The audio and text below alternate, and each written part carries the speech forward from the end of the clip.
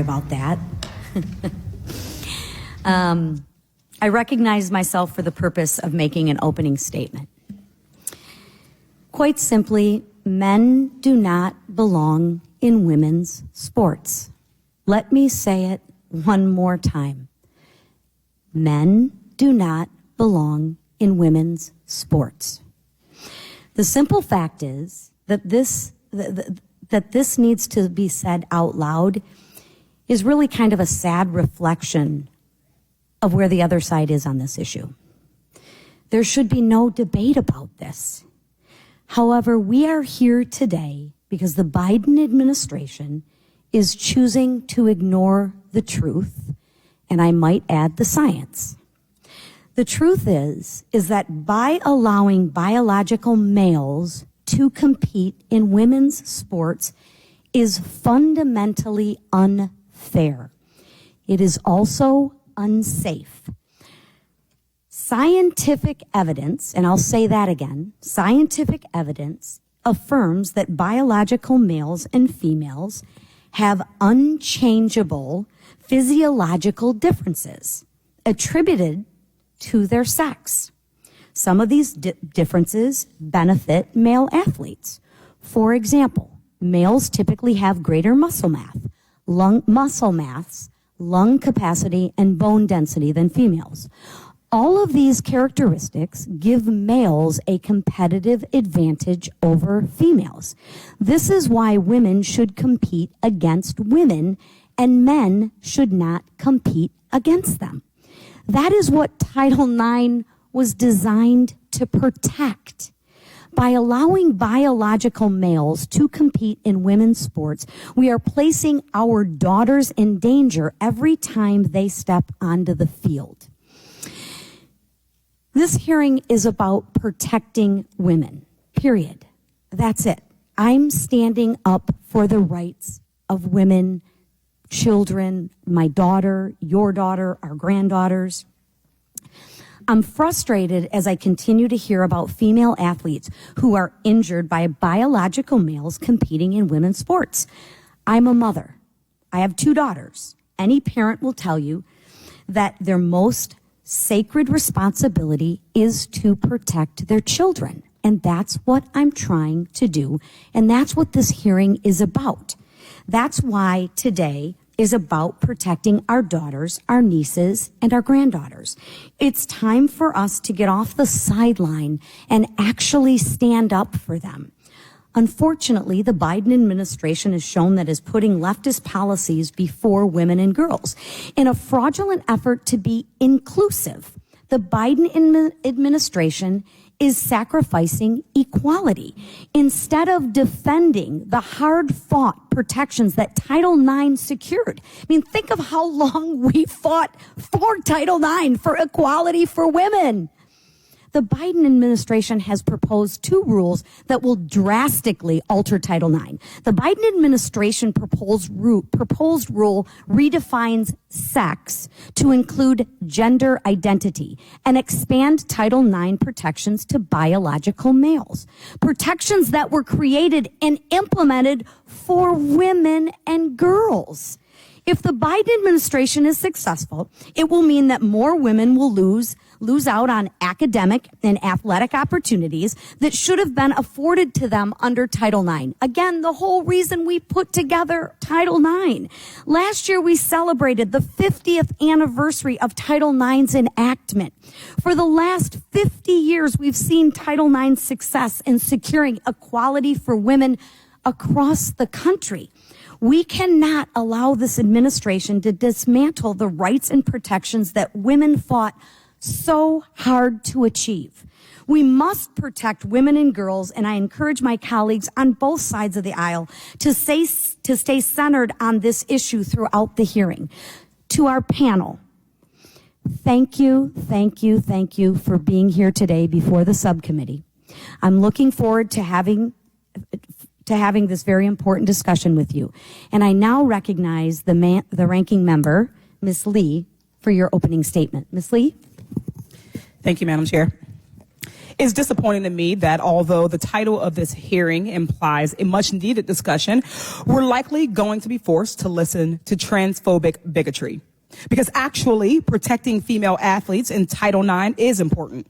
Participating in sports provides so many benefits to our young people. Those benefits range from improved mental and physical health to enriched life skills, such as teamwork and goal setting.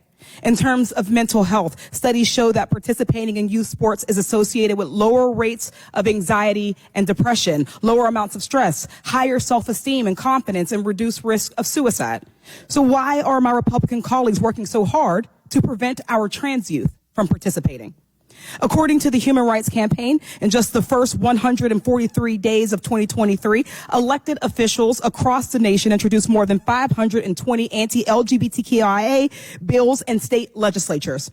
23 states banned trans youth from participating in school sports consistent with their gender identity, with some laws focusing on kids as young as kindergarten. How competitive is kindergarten? You all are working so hard at excluding and demonizing a bunch of kids.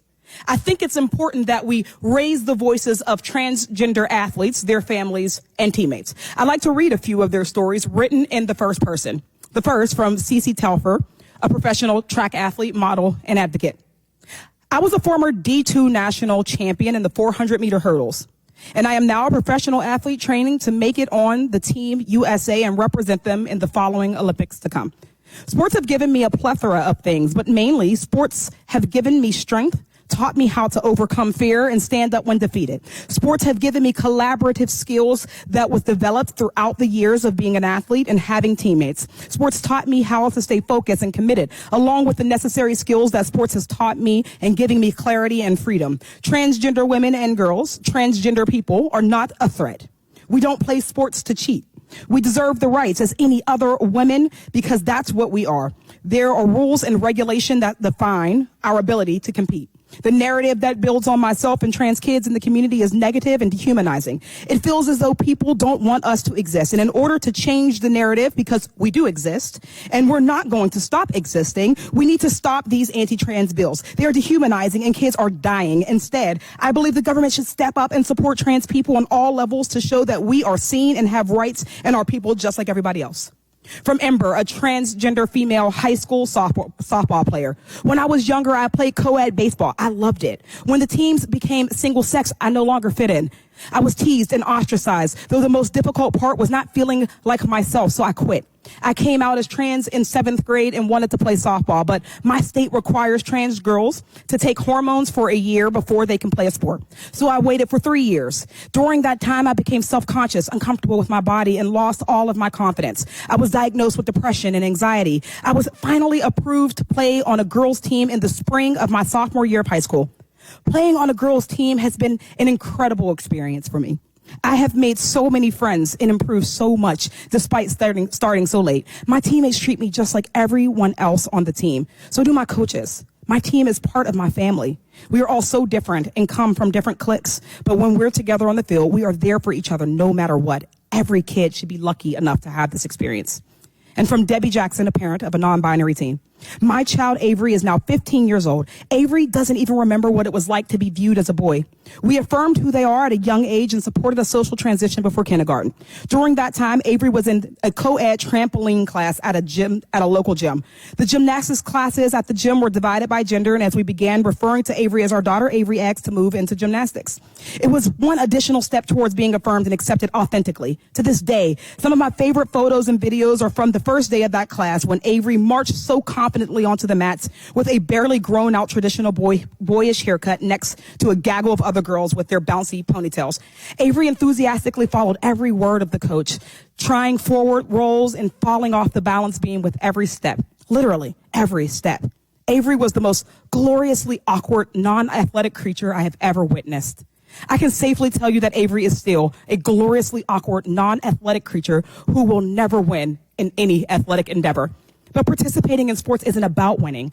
Playing sports helps with mental health, teaches teamwork, provides camaraderie with others, and teaches discipline and goal setting. It opens doors to friendship, connection, and community with others. That's what my child experienced in that gymnastics class, and other trans kids deserve to experience all of those benefits too. I am so thankful that Avery didn't have to choose between not participating in sports or being forced to participate as a boy.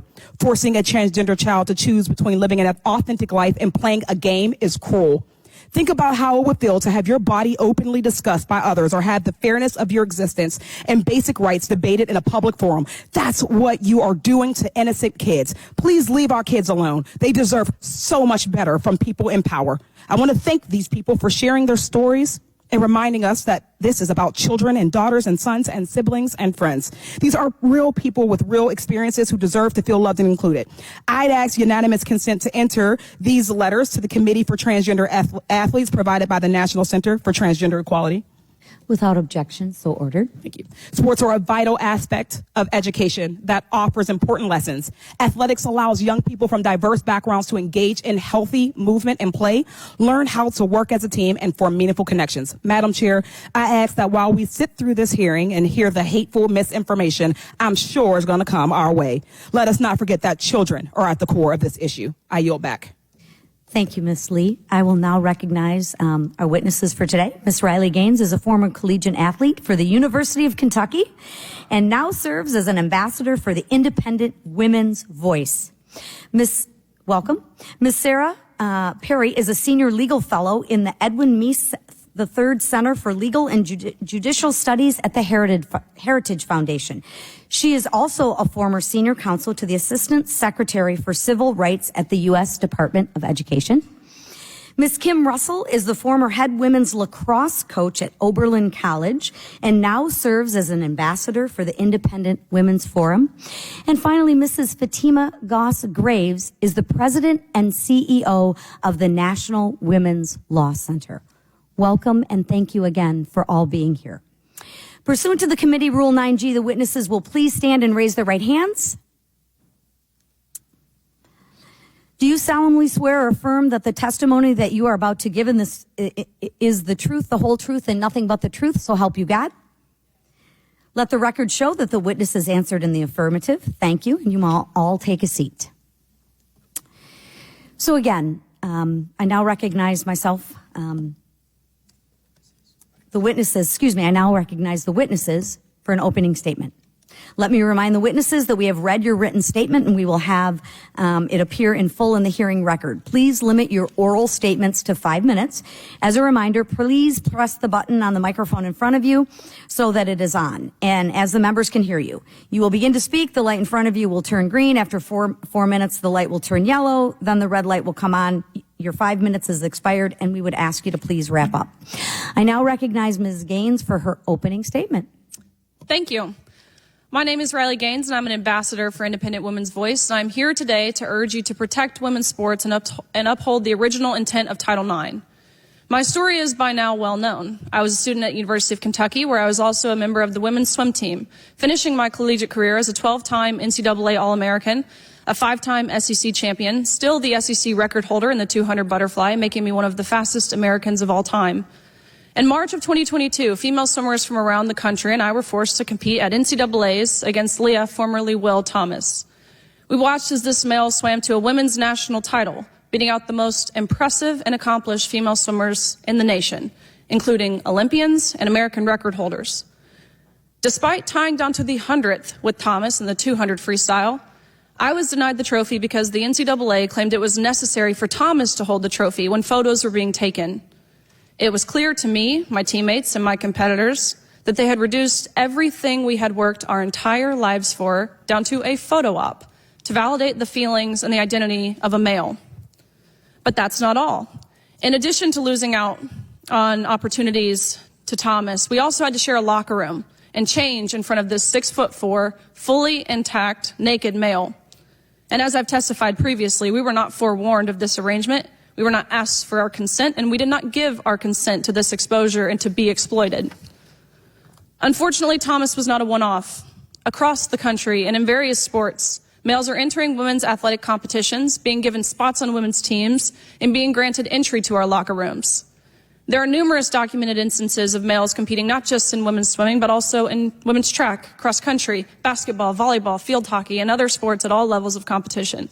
This issue is incredibly underreported for various reasons. But common sense Americans know intuitively this is not fair to women.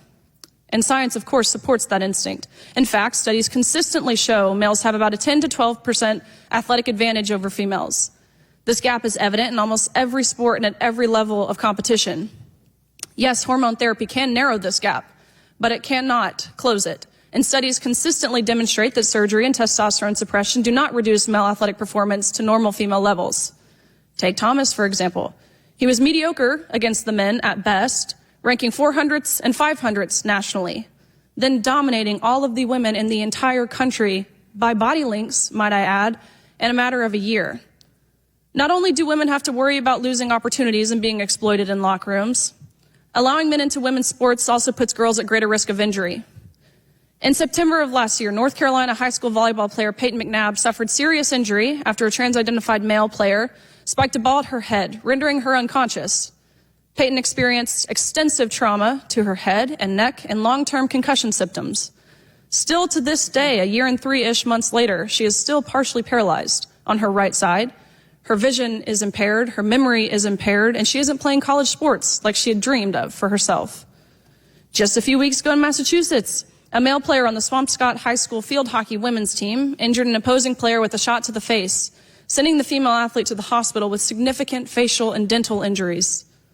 Injuries, of course, can and do happen when females are playing against other females, but allowing men to play women's sports increases the likelihood and severity of such injuries.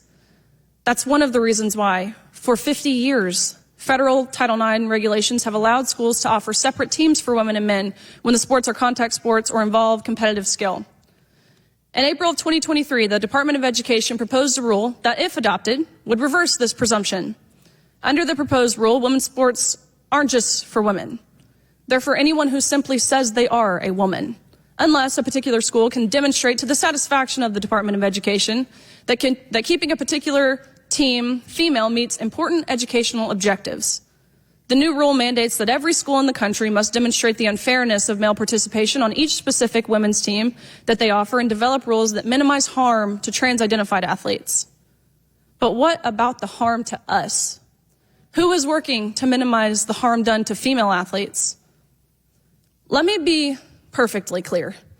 A school that knowingly allows a male athlete to take a spot on a women's team or allows a male athlete to take the field in a women's game is denying a female student athletic opportunity. And that is sex-based discrimination, and it violates Title IX, regardless of what the new regulations might say. It is my sincere hope that members of this committee will take action to stop the Biden administration's illegal and administrative rewrite of Title IX.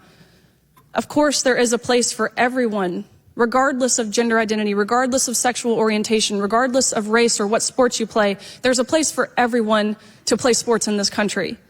But unsafe, unfair, and discriminatory practices towards women must stop.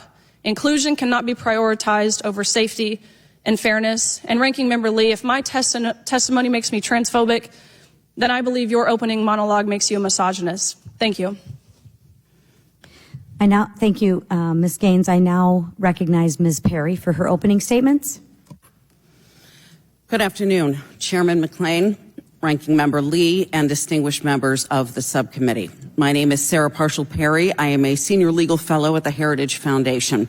As a former varsity athlete, the mother of a girls varsity athlete, and former senior counsel for civil rights at the Department of Education, I have, as the saying goes, Madam Chair, excuse me, I move to have the gentlewoman's words taken down. The committee will suspend.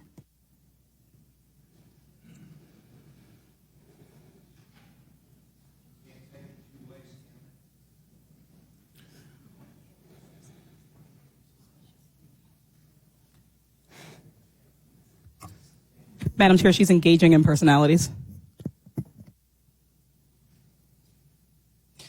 Can I just ask how it's fair to be called transphobic? There's a Thing. I would say men disguising themselves as women are engaging in personalities. Order. Yeah. Hang on. Order. Let's get a ruling. The chair.